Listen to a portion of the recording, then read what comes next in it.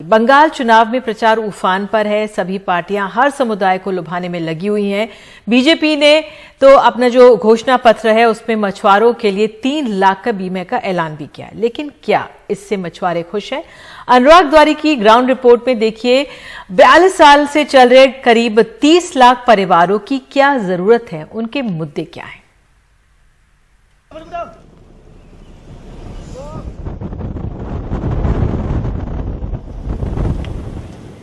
Digha fisherman association का दावा है कि पिछले साल यहां से 4000 करोड़ रुपए की मछलियों का कारोबार हुआ।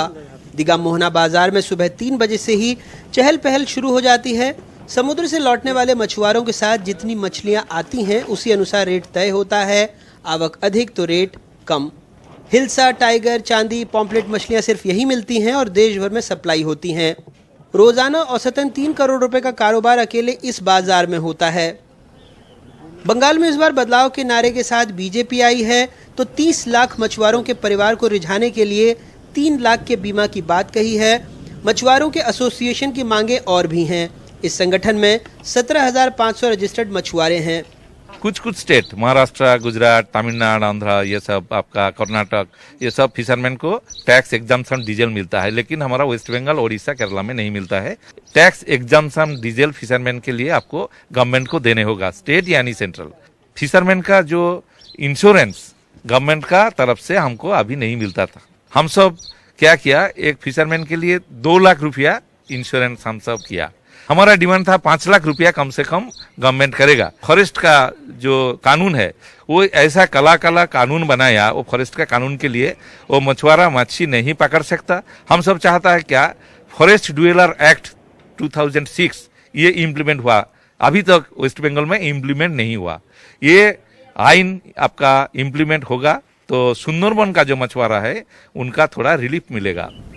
एसोसिएशन के दफ्तर के पास ही देश का पहला इंटरनेशनल फिश मार्केट बन रहा है। संगठन का कहना है राज्य सरकार ने खुद इसकी घोषणा की, लेकिन इसके निर्माण में कोई मदद नहीं मिली। लंबे वक्त से इन मछुआरों की मांग थी कि यहाँ पर कोई अंतर्राष्ट्रीय स्तर का मार्केट बनाया जाए। ये वो बाजार बन रहा है। कोरोना की वजह से काम बंद है। लगभग 11 करोड़ रुपए इसकी लागत है, जिसमें से आधा से ज़्यादा पैसा यानी 6 करोड़ रुपए की राशि मिल चुकी है। लेकिन अब भी लोग बता रहे हैं कि इस बाजार को बनने में लगभग 2 साल का वक्त और लग सकता है। मछुआरे एक बार निकलते हैं तो 5-6 दिन बाद ही लौटते हैं। 200 किलोमीटर दूर तक बांग्लादेश बॉर्डर तक मछली पकड़ने निकल जाते हैं। एक बार बोट में 2 से 3 टन तक मछली लेकर आते हैं। हालांकि मछुआरे कहते हैं कि सरकार को टैक्स देने के बावजूद सरकार ड्रेजिंग तक नहीं करती, जिसकी वजह से कई बार नाव पलट जाती है और हादसे होते हैं।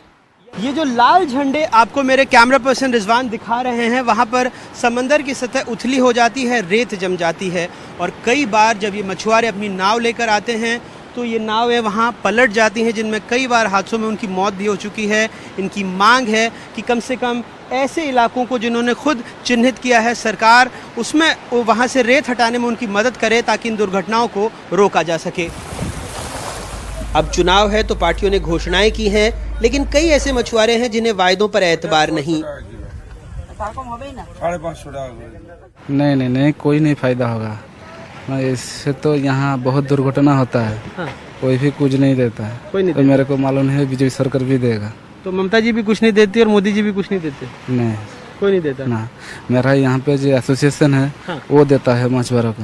नहीं, चावल, गेहूं, हाँ, छोला, हाँ, चावल मिलता है बस।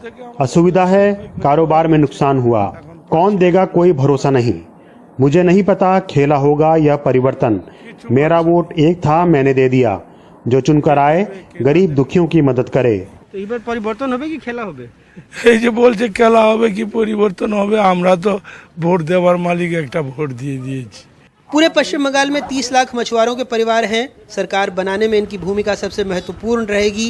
ये किसे समर्थन करेंगे, इस पर सभी दलों की नजरें हैं।